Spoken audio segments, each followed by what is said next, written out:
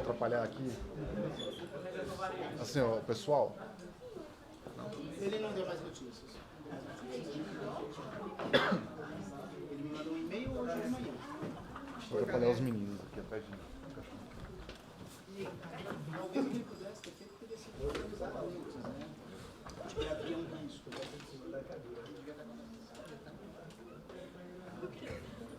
Vamos lá? Boa noite, pessoal, tudo bem? Nós tínhamos programado para hoje à noite, pessoal, uma palestra do professor Reinaldo Pinto, mas ele teve um problema de saúde na família e, infelizmente, ele não vai poder fazer a ótima palestra que ele faria para a gente. É um ótimo pesquisador, mas teve esse contratempo. Felizmente, nós teremos uma palestra igualmente ou mais instigante. Temos a felicidade de ter aqui a presença do professor Oswaldo Novaes de Oliveira Júnior, também conhecido como Chu, só para quando nós chamarmos de Chu vocês não estranharem. O professor Chu, ele fez a graduação em Física aqui no IFISC, certo? Mas fez o doutorado dele na Inglaterra, na Universidade de Wales, é isso? Okay. Ele é professor titular em Física aqui já há algum tempo, e ele tem vários episódios de destaque, né? Além de ser professor titular aqui, ele é presidente da Sociedade Brasileira de Pesquisa em Materiais, já recebeu premiações, por exemplo, o Prêmio Scopus 2006 pela editora Elsevier do Brasil e a CAPES, como um dos pesquisadores brasileiros mais produtivos.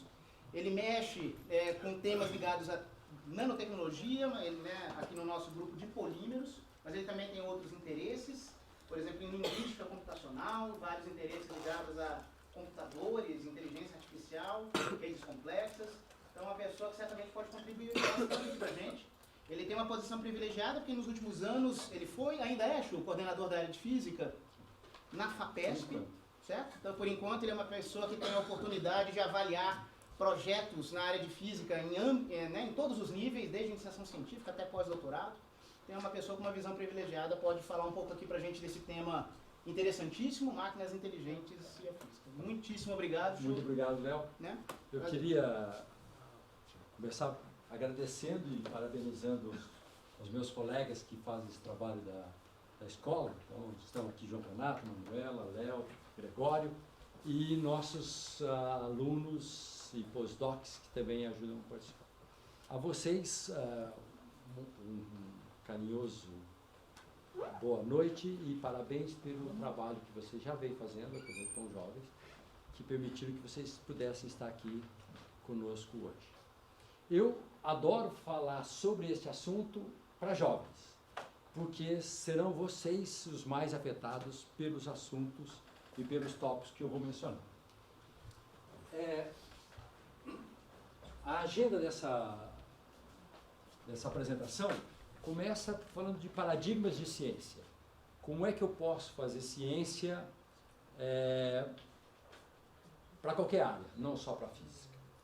E depois eu quero falar sobre máquinas do futuro, ou as máquinas inteligentes, e no final, vocês veem aqui que eu menciono linguagem do conhecimento, porque eu quero ao final falar um pouco de formação, daquilo que eu acho, essa é uma opinião, aquilo que eu acho que os jovens como vocês precisam fazer para estarem preparados para esse futuro que vem com mudanças drásticas. E sobre essas mudanças drásticas é que eu vou começar a falar. Bom, se vocês olham ao longo da história da ciência, nós podemos identificar 4 grandes paradigmas que evoluíram desde os primeiros registros de ciência, na Grécia Antiga, que é o primeiro, que eu chamo do primeiro paradigma, até os dias atuais. Bom, mesmo antes da Grécia Antiga, como vocês já devem ter visto nos livros de história, já havia muito conhecimento em várias áreas, inclusive matemática, formulados, mas esse conhecimento não chegou para nós de maneira clara, só evidências, porque não havia linguagem escrita. Ou seja, nós não conseguimos saber como é que os egípcios construíram as pirâmides. Então, nós não temos esse tipo de informação. Então, o primeiro paradigma de ciência, ou o primeiro período em que nós podemos dizer que existiu ciência de maneira organizada, foi na Grécia Antiga. E ela era uma ciência empírica. Se vocês, por exemplo, tiverem curiosidade de verificar como era a mecânica, como eram os princípios de mecânica do Aristóteles, vocês perceberão que havia ideias ali que claramente não podiam estar certas, e que se Aristóteles tivesse, ou se naquela época, houvesse a preocupação de contrastar ou comparar as ideias, os modelos, com os resultados experimentais, provavelmente Aristóteles teria mudado seus modelos. Então, esse primeiro paradigma, ele era empírico, descritivo, não havia preocupação de ter um modelo teórico para que seria consubstanciado pelos resultados experimentais. Isso veio no segundo paradigma, já na época de Newton e de contemporâneos, em que havia preocupação com formalismo, e formalismo matemático. Então, por exemplo, uma das grandes contribuições de Newton, além daquelas que a gente vê em física e mecânica, foi a de criar o cálculo diferencial integral, que é essencial para você entender mecânica. Senão, você não consegue entender mecânica sem essas ferramentas matemáticas. Então, o segundo paradigma, no segundo paradigma nós temos modelos teóricos, ou seja, teoria e experimentos. Nós estamos falando de século XVII no mínimo. Final do século XVI, século XVII e assim por diante. A humanidade teve que esperar mais ou menos 3 séculos, ou mais de 3 séculos, para o terceiro paradigma, que exige computador. Porque já no século XX, com a existência do computador, os cientistas e as pessoas que desenvolvem tecnologia podem fazer experimentos, teorias e simulação computacional. Então, esse é o terceiro paradigma. Só mais algumas décadas bastaram para ter um quarto paradigma. Isso já no final do século XX, começo do século XXI, você pode agora fazer simulação computacional, teoria e experimento, e mais uma novidade, que é gerar conhecimento a partir de grandes massas de dados, ou grandes quantidades de dados. Todos vocês, eu imagino, que já tenham ouvido falar de e-science ou Big Data. Big Data todo mundo já ouviu falar aqui, né? Já? Certo? Então, esse movimento Big Data, o que quer dizer esse movimento? Do ponto de vista cognitivo, quer dizer o seguinte, quer dizer que eu vou transformar informação, que é barata, altamente disponível, em conhecimento, que não é barato. E isso é feito fazendo com que os sistemas computacionais possam processar essa grande quantidade de dados. Eu vou dar exemplos sobre isso depois. Então veja que nesse quarto paradigma, a propósito, a expressão de quarto paradigma foi cunhada por pesquisadores da Microsoft, em que eles diziam que havia os 3 primeiros e que tínhamos chegado nesse quarto paradigma, que é o paradigma que inclui Big Data. Eu estou, por minha conta e risco, dizendo que nós, num futuro não muito distante, a minha previsão é de uns 20 anos, é que nós teremos um quinto paradigma, em que pela primeira vez na história, conhecimento será gerado sem intervenção humana. Ou seja, a máquina gera o conhecimento. Eu não preciso de intervenção humana. Veja que isso é muito diferente de tudo que nós já tivemos. Porque por mais sofisticados que sejam os aparelhos e os instrumentos que nós usamos, vocês imaginam, os humanos hoje usam instrumentos sofisticadíssimos para fazer descobertas científicas e para o desenvolvimento científico. Entretanto, o conhecimento que é gerado sempre é gerado com intervenção humana. Somos nós que geramos o conhecimento, não é a máquina. Eu estou prevendo que em 20, 30 anos, nós teremos máquinas que gerarão conhecimento. Elas próprias. Vocês imaginam que isso trará uma grande revolução para a sociedade. E como é que vai acontecer essa revolução que levará ao quinto paradigma? Há 2 movimentos que vão convergir. O primeiro movimento, que está expresso desse lado esquerdo aqui, é semelhante ao que se faz com Big Data. Então, nós estamos coletando uma quantidade cada vez maior de dados, tentamos organizar esses dados de maneira que a máquina possa ler, interpretar, e, com metodologias de aprendizagem de máquina, transformamos informação em conhecimento. Então, esse lado esquerdo aqui é um lado que representa o movimento do Big Data atual.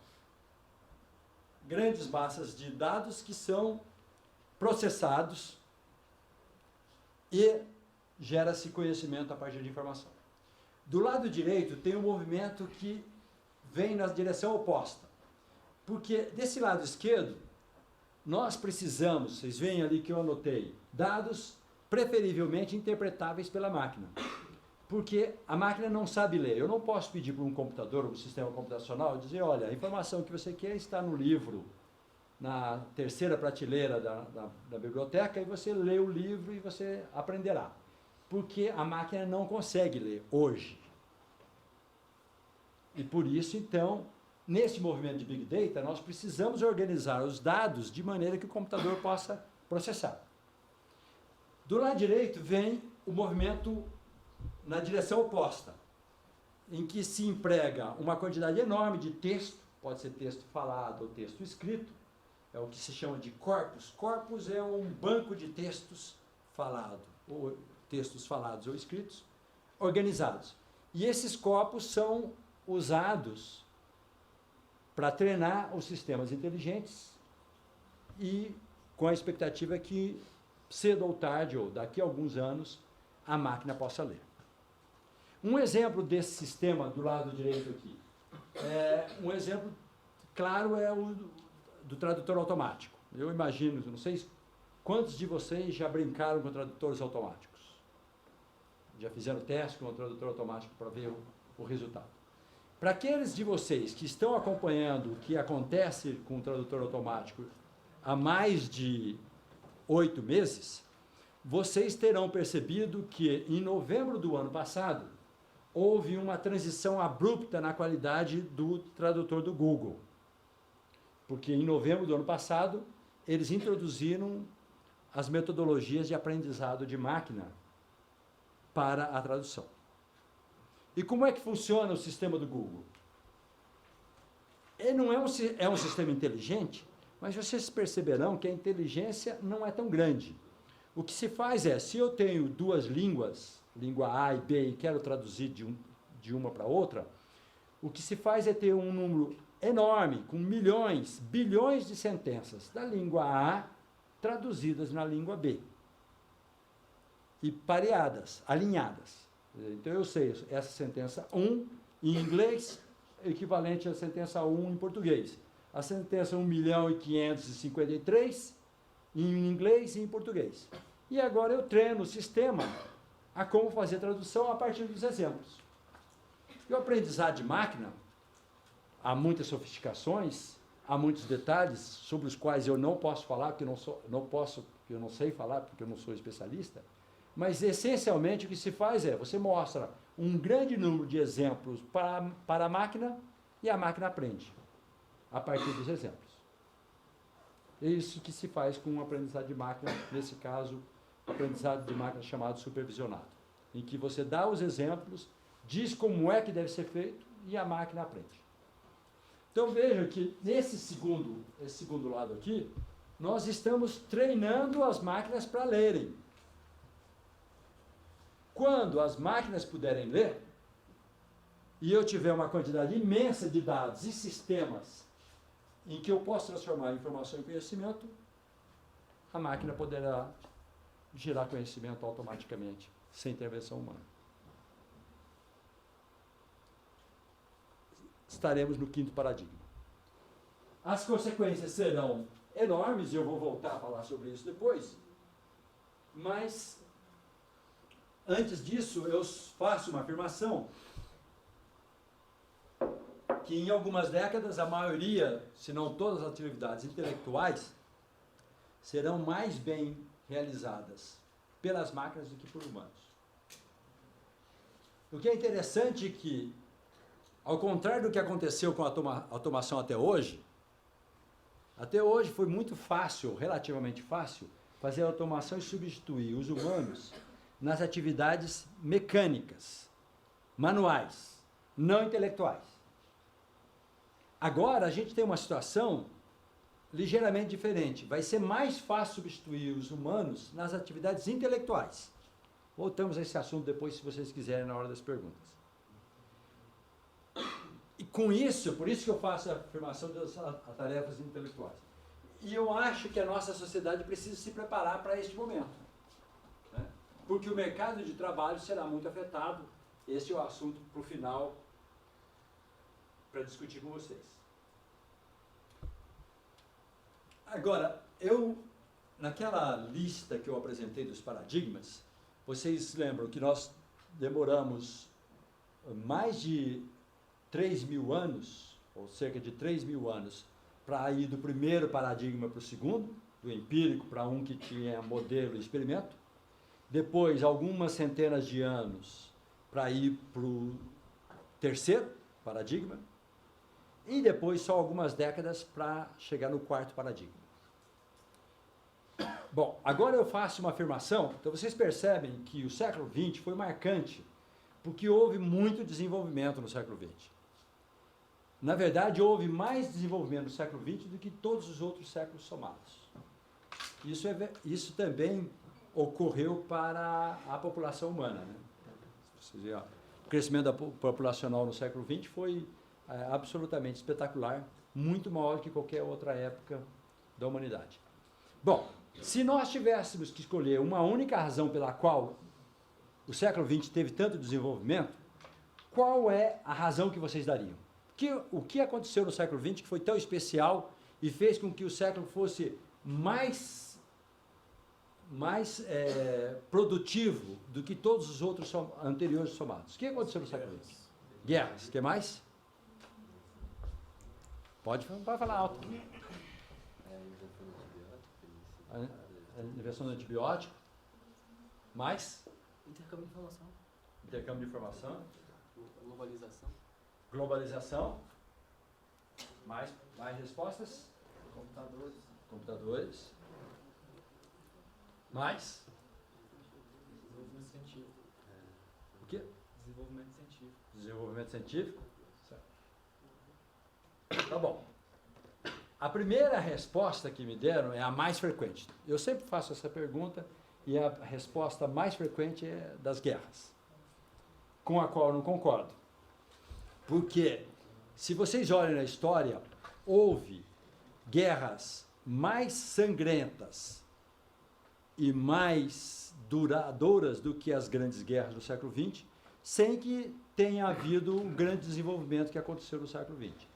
A extensão das duas guerras do século XX foi maior porque já havia mais comunicações e mais tecnologia. Mas guerras ajudam a alguns desenvolvimentos específicos, a focalizar, por exemplo, a desenvolver armamento ou alguma tecnologia necessária para a guerra. Por outro lado, durante as guerras, o desenvolvimento científico em muitas áreas é praticamente paralisado. A colaboração científica é muito prejudicada.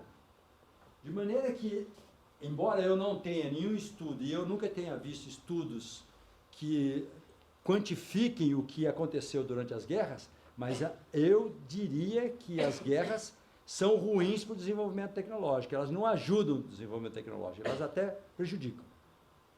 Vamos às outras respostas agora. Falaram de antibióticos, computadores, globalização, desenvolvimento científico. Essas respostas são, eu diria, são todas parciais, porque elas são consequência disso aqui, ó. Nas primeiras décadas do século XX, a estrutura da matéria foi decifrada. Vocês, quando aprenderam física ou química, já aprenderam como é que funciona a matéria. A matéria é feita de moléculas de átomos, o átomo tem núcleo e tem a camada eletrônica, no núcleo tem as partículas subnucleares. Isso só veio, esse decifrar da estrutura da matéria, só aconteceu nas três primeiras décadas do século XX, com mecânica quântica, teoria quântica e relatividade. A partir do momento que os humanos aprenderam como é que funciona a matéria, como é que a matéria é estruturada e como ela pode ser manipulada, muitas coisas puderam ser desenvolvidas. Os antibióticos, por exemplo.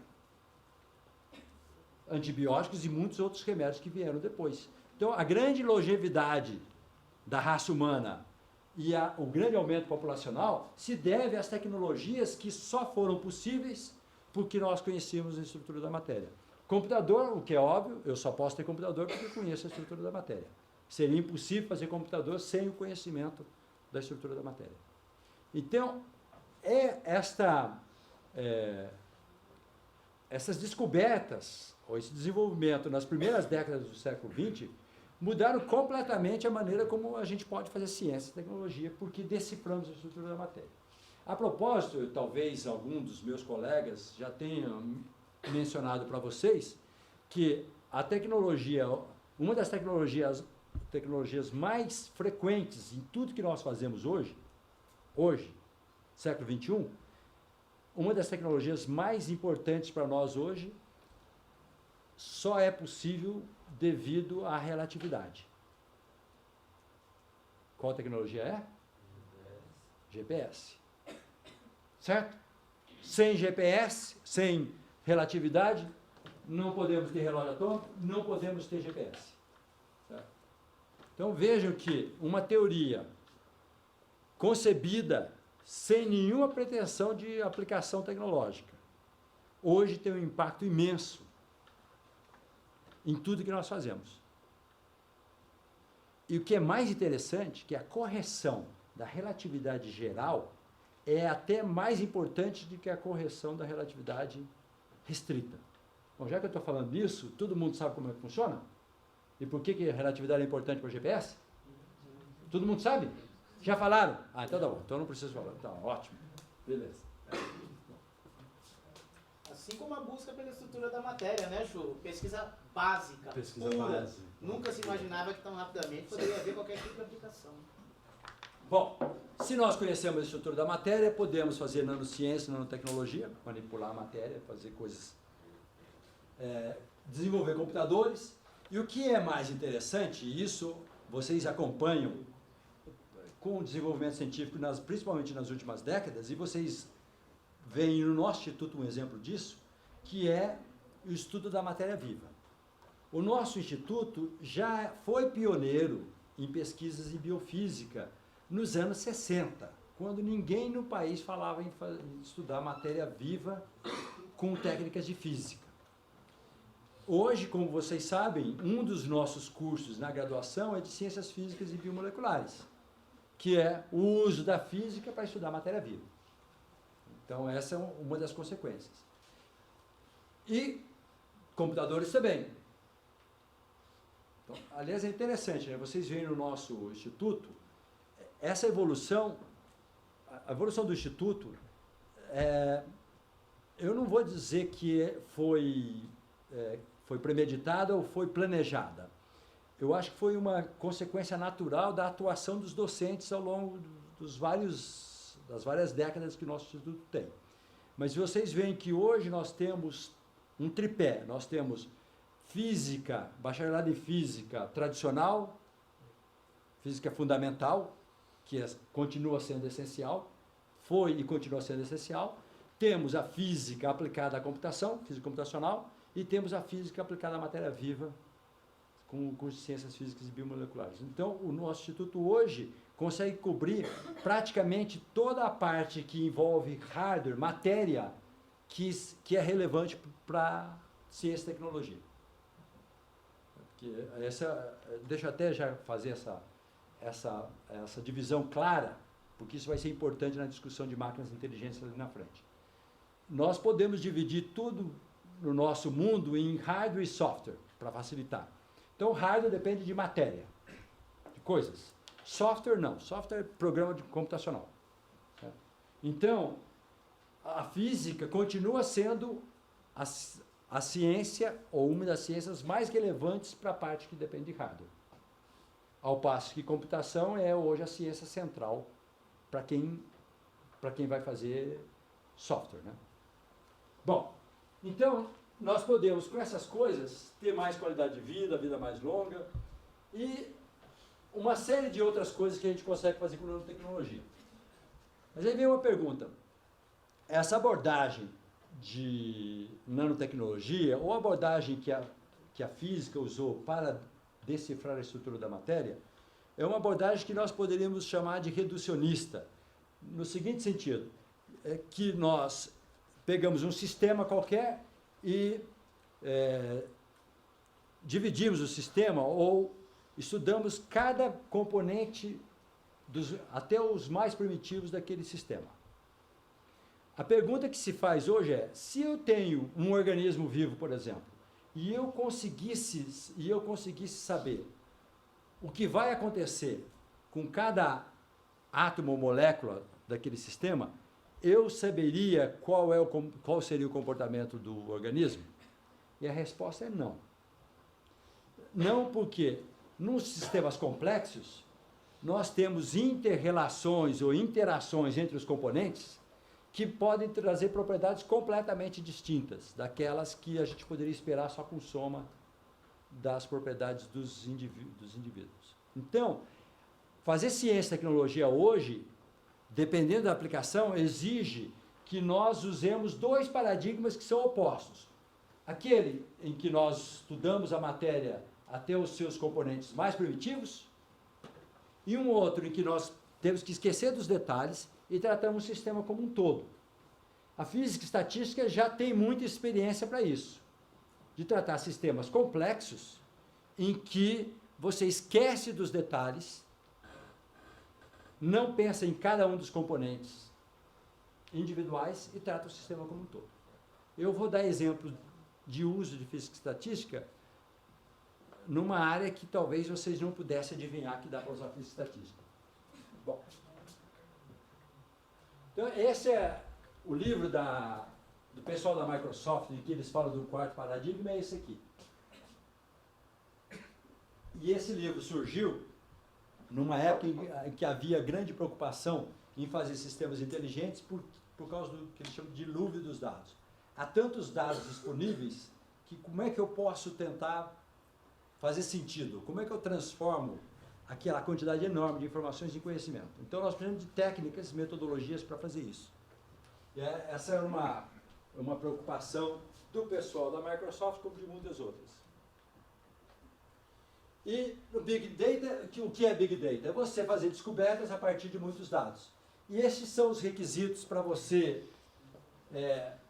usar metodologias de Big Data. Você precisa de muita capacidade de processamento no computador, que é óbvio, muita memória, processamento paralelo, precisa fazer mineração de dados, computação em nuvem é uma outra necessidade, dependendo da quantidade de dados que você tem, e o que eu grifei ali é aprendizado de máquina, porque é isso que faz com que as máquinas vão ser inteligentes, e aí, lembrando dessa distinção, isso é algo muito importante para vocês, como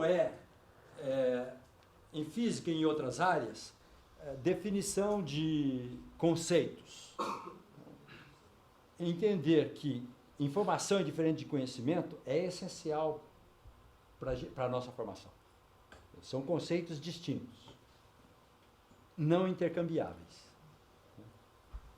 Até porque, como eu já falei, informação pode ser muito barata, fácil de obter, conhecimento não.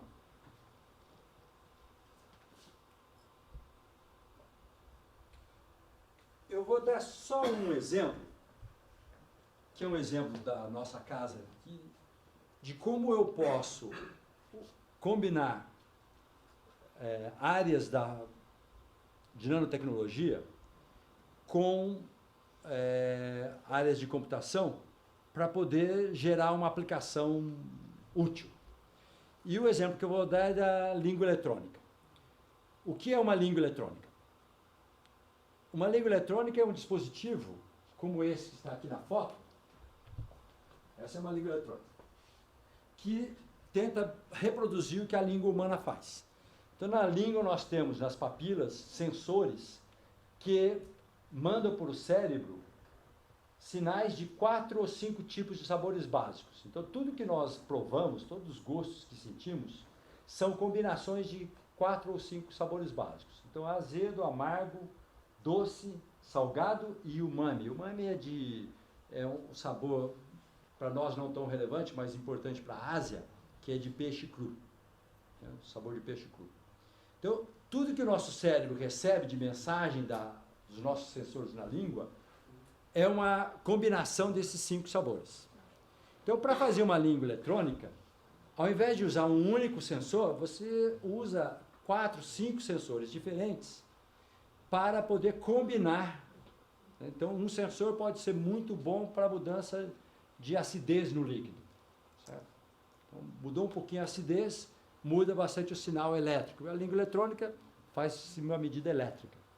E depois, essas medidas elétricas são combinadas com técnicas estatísticas e ou computacionais para você distinguir sabores. Então, a língua eletrônica que foi desenvolvida aqui é tão sensível, ela é, para sal, 10.000 vezes mais sensível que a língua humana.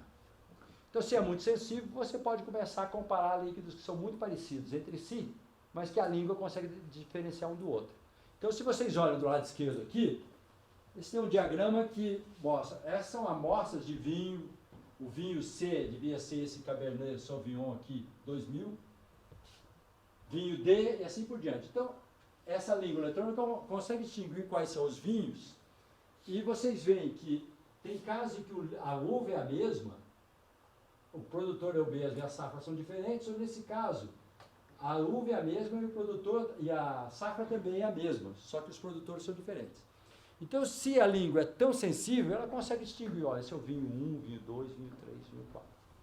Mas você pode fazer mais ainda. Você pode ensinar a língua o que é gostoso ou não. Esse nós temos um exemplo do lado direito, que é com um café. Então, eram cafés que foram degustados por degustadores profissionais da BIC, que é a Associação Brasileira da Indústria do Café, e eles davam notas para o café. Então, as notas que os degustadores humanos, né, especialistas, eles davam notas que estão nessa escala aqui. E nós usamos técnicas de inteligência artificial para adivinhar as notas a partir das medidas da língua eletrônica. Estão aqui.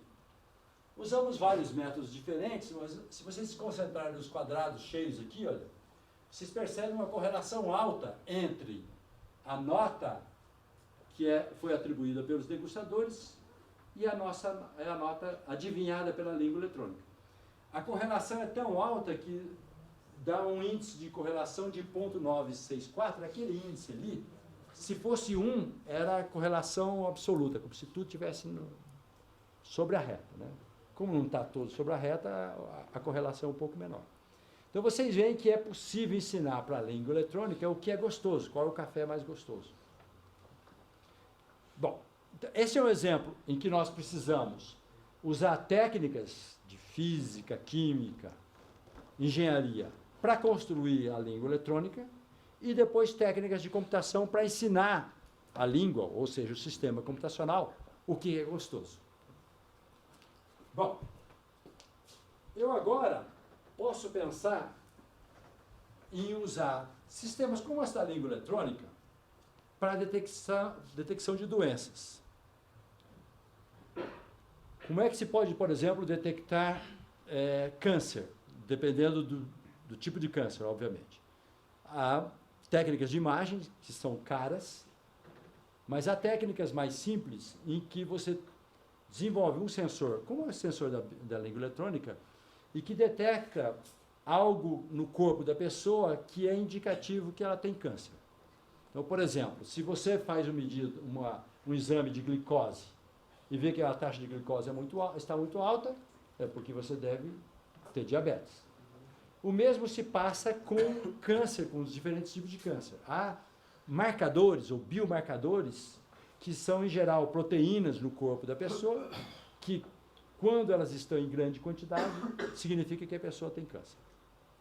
Então, hoje, há uma quantidade enorme de estudos para desenvolver exames cada vez mais sofisticados para o médico fazer o diagnóstico.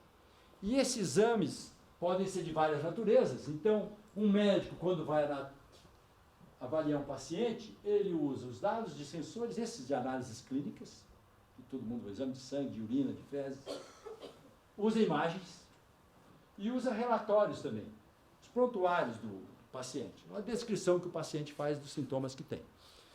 No sistema, quando vocês vão ao médico, o que o médico faz é o seguinte, ele pega esse conjunto de dados aqui, olha, e desse conjunto de dados, ele vai diretamente para o diagnóstico. Certo?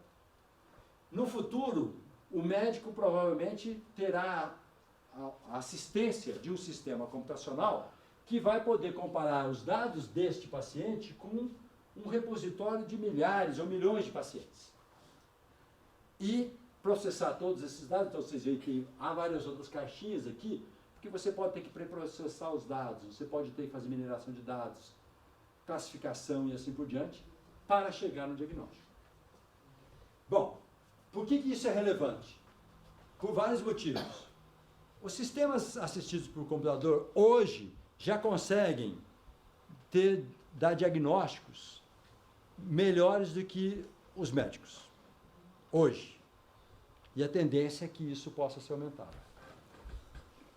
Há 10 dias, eu reencontrei um colega do nosso, ex-colega do nosso departamento. Ele foi professor no curso de Física Computacional por muitos anos, mas faz uns 15 anos, mais ou menos, que ele saiu para trabalhar em empresas de informática. E hoje ele mora em Londres e trabalha numa empresa que chama Nuance. Não sei se vocês já ouviram falar nessa empresa. Fala-se pouco dela, mas é uma grande empresa que tem 90% do mercado de processamento de fala. Então, por exemplo, quem usa os iPhones, que tem a Siri, o sistema de processamento de fala da Siri, de reconhecimento de voz, foi feito por essa empresa. Nuance. E ele estava dizendo que uma das divisões mais importantes da empresa dele era a de medicina. E que ele até me perguntou, eles fazem diagnósticos. Quando o diagnóstico não concorda com o do médico, monta-se uma junta médica que reúne todos os dados e decide quem está correto, a máquina ou o médico. E aí ele me perguntou, em quantos por cento dos casos você acha que o nosso sistema está correto? Aí eu falei, 95%? Sou otimista, né? Então a máquina está correta em 95% dos casos, errada em 5%. Resposta dele, 100%. Não teve nenhum caso ainda em que a junta médica preferisse o diagnóstico do médico. O sistema deles sempre ganha. Bom, ele não estava tentando vender o sistema para mim, porque vocês sabem que eu não posso comprar, então eu posso confiar na informação dele. Isso vai mudar em muito como se faz diagnóstico e vai melhorar muito a qualidade dos tratamentos. Já tem sistemas, o sistema do Watson, eu vou falar um pouquinho do Watson daqui a pouco.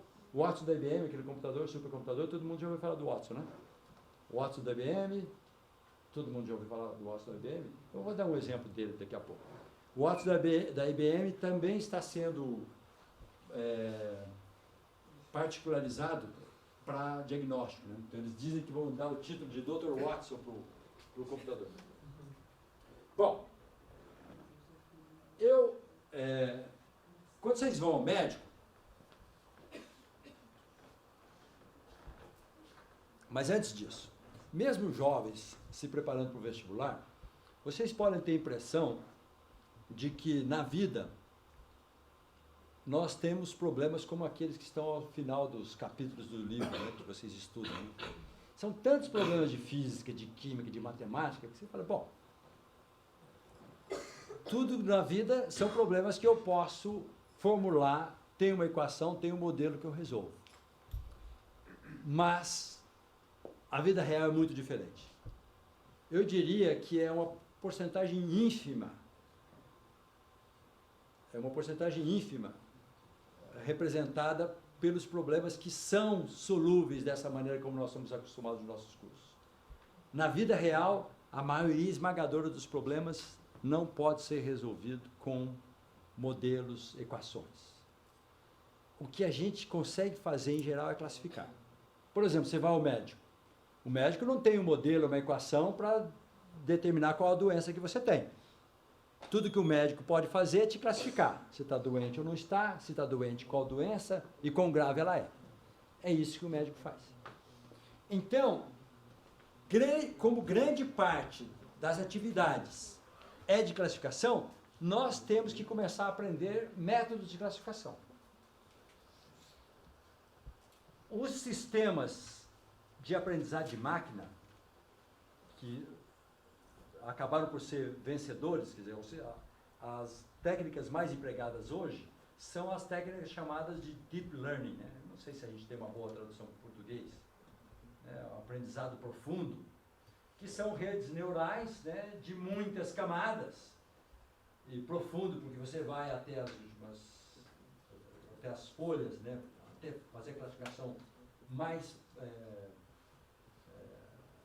primitiva possível. E, essencialmente, o que você faz com essas metodologias é classificação. Você não faz outra coisa. Então, aqui eu vou dar um exemplo de classificação de texto. Lembra que o médico, para fazer um diagnóstico, ou o sistema computacional, tem que interpretar texto? E nós estamos tentando ensinar o computador a interpretar texto, a ler. Então, eu vou dar um exemplo muito simplificado, está longe de ser o computador entendendo, como nós podemos classificar texto usando física e estatística. E funciona da seguinte maneira.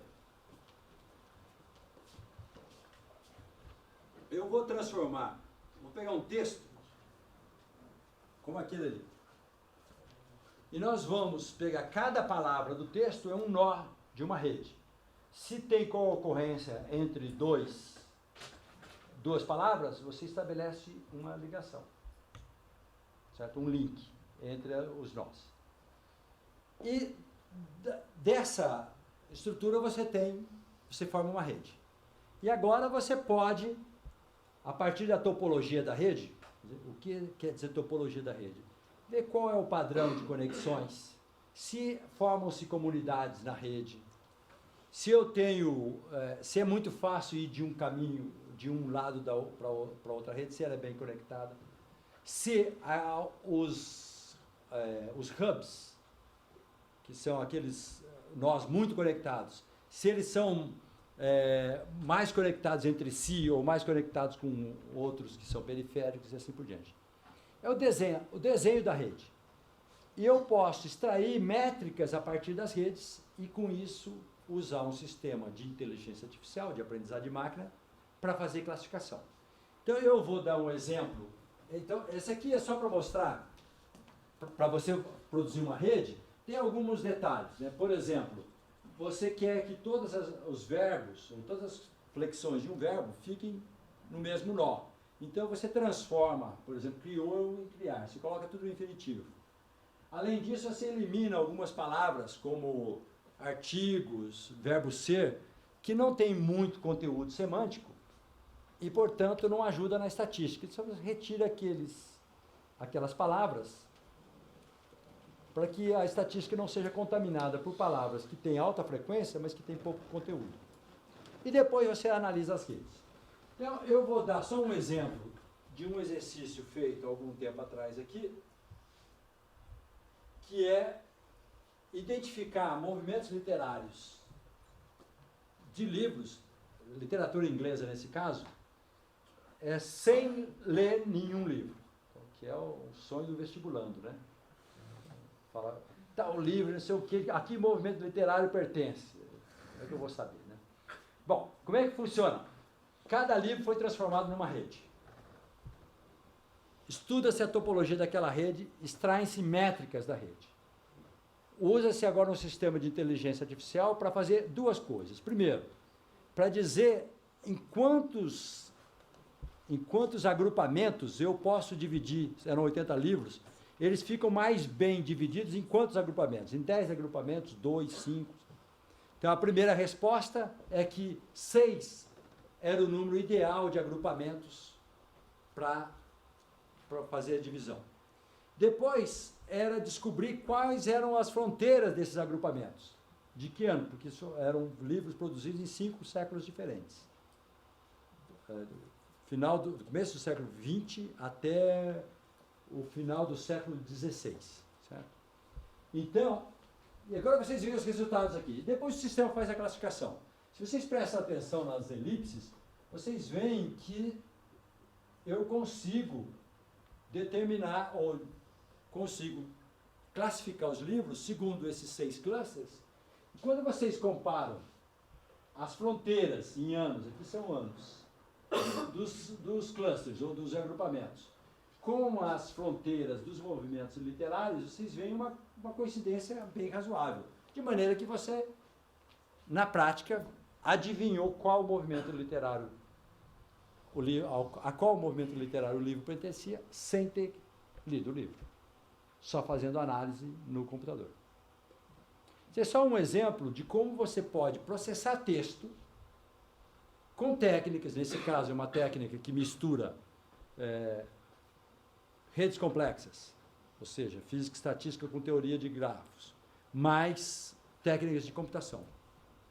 Bom, eu falo demais, mas não devo demorar muito mais. Eu falei do Watson antes, há uns 5 anos, mais ou menos, 5 ou 6 anos, acho que eu tenho 6 anos já.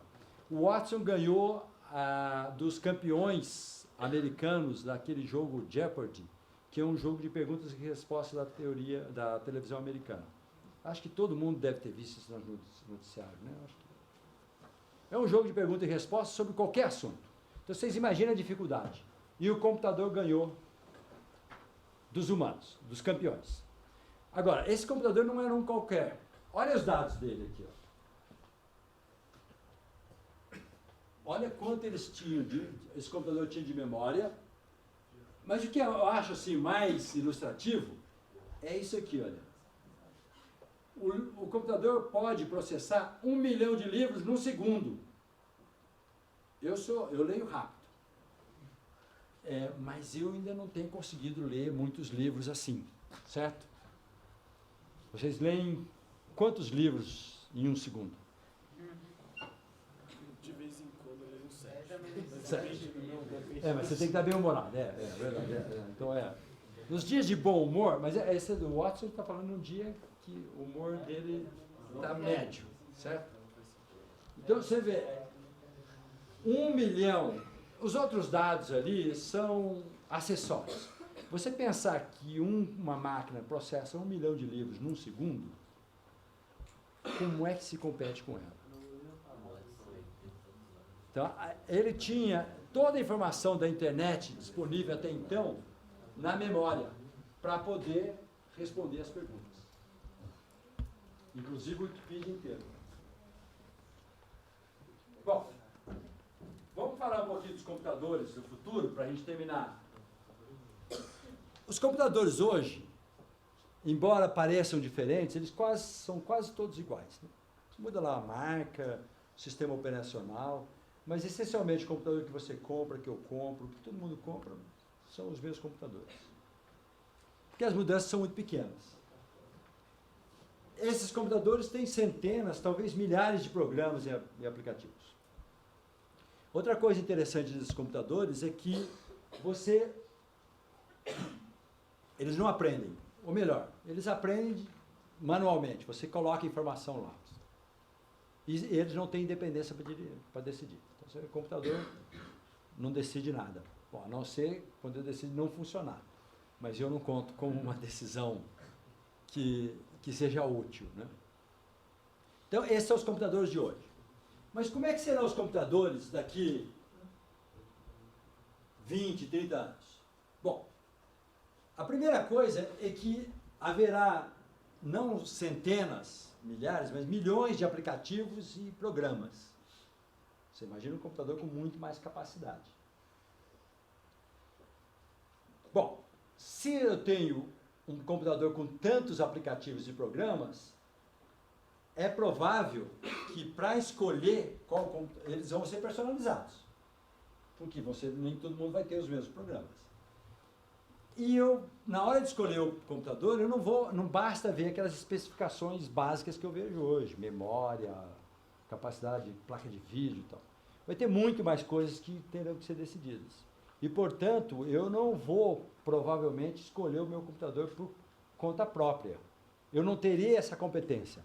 Eu vou precisar do meu agente inteligente, que me conhece, sabe do que eu preciso, para ajudar a escolher o computador. Então, de certa forma, o computador vai ser herança de um sistema inteligente, de um agente inteligente. E a outra coisa é que o computador vai aprender continuamente. Vocês veem, todos vocês devem ter computadores em casa e eles estão todos parados. O meu está quietinho lá, desligado. Ele não está aprendendo.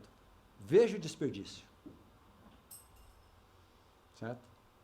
Desperdício de máquina, de tempo, de tudo. Porque ele não está aprendendo. Nós não conseguimos fazer o nosso computador aprender o tempo todo. Hoje. Mas isso vai mudar. Certo? E os computadores tomarão decisões. Porque muitos dos programas serão feitos por outras máquinas. Então, quando houver algum problema no computador, você não sabe de onde veio aquela decisão. Então, vocês veem que isso aqui já é algo que está naquele quinto paradigma que eu mencionei antes. Bom, eu queria fazer só um parênteses para falar dos aplicativos. Porque os aplicativos são uma revolução silenciosa. Todo mundo faz, no mundo inteiro, para as coisas mais diferentes. Pouca inteligência, mais útil, menos útil. Mas eles representam uma revolução porque é conhecimento que está sendo adicionado o tempo todo. Aliás, eu não sei se vocês sabem, algumas das grandes empresas têm concursos para aplicativos. E você pode ganhar muito dinheiro se você conseguir fazer um aplicativo que seja útil mesmo e que seja comercializável, né? E com grande sucesso. Então, os aplicativos são especiais porque é conhecimento distribuído que está sendo juntado. Ainda não temos sistemas suficientemente inteligentes para juntar todos os aplicativos no aplicativo dos aplicativos, que uma hora vai acontecer. Já tem tentativas, né? Então, por exemplo, esses assistentes no nosso celular já fazem mais ou menos um pouco disso, né? Você pede algo para a Siri, por exemplo, ou para outras, não sei como é que chamam as outras assistentes, e ela já dispara os aplicativos. Os aplicativos são interessantes porque eles muitas vezes resolvem problemas complicados sem atacar a raiz do problema. Eu vou dar um exemplo. Por décadas, as pessoas mais inteligentes de linguística computacional, ou muitas pessoas, fizeram artigos e teses para descobrir maneiras inteligentes de identificar nomes no texto. Você tem um texto qualquer, a maioria das palavras estão no dicionário. Mas tem muitas palavras que não estão no dicionário, e como é que você identifica? O que elas querem dizer? Por exemplo, você vê num texto Santander, Bradesco ou Microsoft. Como é que você vai saber o que é que está ali? Não está no dicionário. Além de que, se você vê Microsoft, pode ser a empresa, pode ser o prédio da Microsoft. Bom, então, muitas pessoas gastaram décadas da vida deles criando maneiras inteligentes de descobrir como é que eu adivinho o que é um nome no texto. Bom, corta aí esses inteligentes. Pega lá uma pessoa, que eu não sei quem o primeiro que fez isso, que não sabia o que era linguística computacional, que não sabia coisa nenhuma e criou um aplicativo para o táxi. Por quê? Havendo GPS e com os mapas, você tem os nomes de todas as ruas e praças já determinados sem nenhuma inteligência, você não precisa de nenhuma inteligência. Então o aplicativo resolveu um problema que estava pendente há décadas, sem solução. Até hoje não tem uma solução boa para você adivinhar no texto qual identificar nomes, não existe essa solução, mas o desenvolvedor do aplicativo, completamente ignorante dos problemas de linguística computacional, não se preocupou com isso e resolveu, porque com os mapas todos com os nomes, não há ambiguidade, a partir da localização com o GPS. Então vejam que aplicativo resolve problema que é complicado, sem muitas vezes ter que resolver. E é isso que tem trazido muito conhecimento e fazendo com que os sistemas possam ficar inteligentes. Bom, então, para terminar agora, vamos falar do mercado de trabalho e formação. Mercado de trabalho, vamos pensar, tem classificar, grosso modo, as atividades em 4 tipos. Manual rotineiro, manual sem rotina, intelectual rotineiro, intelectual sem rotina. Manual rotineiro é fácil de entender, você trabalha numa indústria, os robôs já substituem os humanos há muito tempo. Então é fácil. O manual sem rotina é um pouco mais complicado, por exemplo, fazer o encanador, o eletricista, que tem que fazer o seu trabalho, ou uma faxina, ou fazer uma limpeza. Então é o manual sem rotina. Depois tem o intelectual rotineiro, as máquinas já fazem em bom tempo. Por exemplo, folha de pagamentos de uma indústria, você pode ter, uma indústria de uma empresa, a USP tem 21 mil funcionários. Quem faz a folha de pagamentos é o computador, certo? As contas todas de salários e tal, não é mais um humano que faz.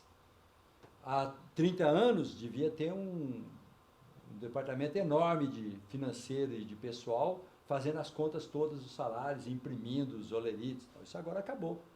É um programa de computador que faz tudo. Então, o intelectual rotineiro, a gente pode não perceber, mas isso já está sendo substituído por máquinas há muito tempo. Mas então agora a pergunta é, quais sobrarão para os humanos fazerem? O intelectual, os de rotina a gente já sabe que as máquinas já podem fazer há um bom tempo. Sem rotina intelectual, nós podemos ter máquinas inteligentes fazendo, principalmente naqueles casos em que eu não preciso de robô. Se eu precisar de um robô mesmo, que faz coisas, é muito mais caro e muito mais complicado. Então, é provável que o trabalho manual sem rotina seja o último a ser substituído. Não porque é mais difícil, mas é porque vai ser caro produzir robôs que possam fazer aquele serviço.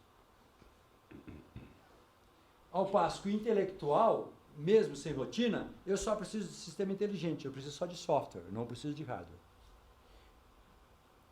Lógico que tem muita gente trabalhando, o professor Gregório deve ter dado uma palestra para vocês, falando um pouco da pesquisa dele, certo? Ele deve ter falado um pouco da pesquisa, ainda não. Mas eu vou falar, o professor Gregório tem pesquisas em sistemas que podem ter inteligência artificial ou aprendizado de máquina por hardware. E essa é uma área muito menos desenvolvida do que a aprendizado de máquina por software. A aprendizado de máquina por software já está entre nós. Todo mundo já usamos. Já está no nosso dia a dia. Aprendizado de máquina por hardware é mais difícil, ainda não está no mercado, vai demorar, vai ser mais complicado.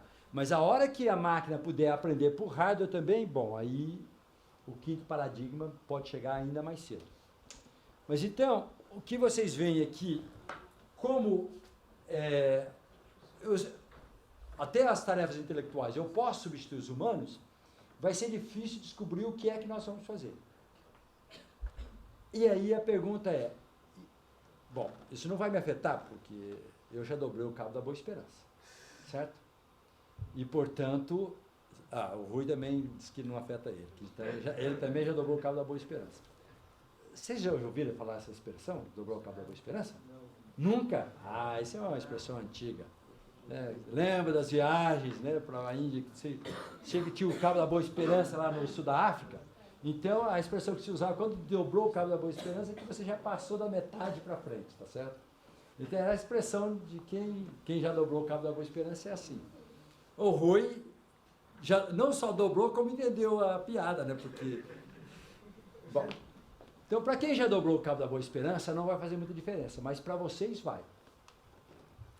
E aí, que tipo de informação? Então, a primeira para quem está começando agora como vocês, a primeira coisa que eu diria é o seguinte: vocês têm que tentar estar entre os super-humanos que vão fazer as máquinas inteligentes.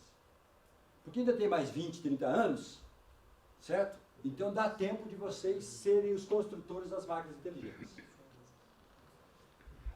E o que é que vocês precisam para ser esses super-humanos?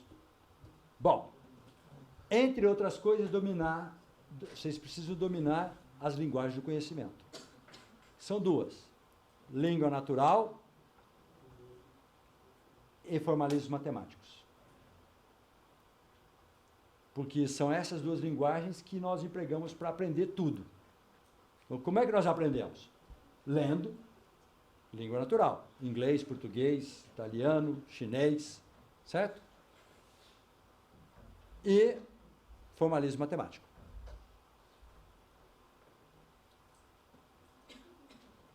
Aprender as linguagens do conhecimento.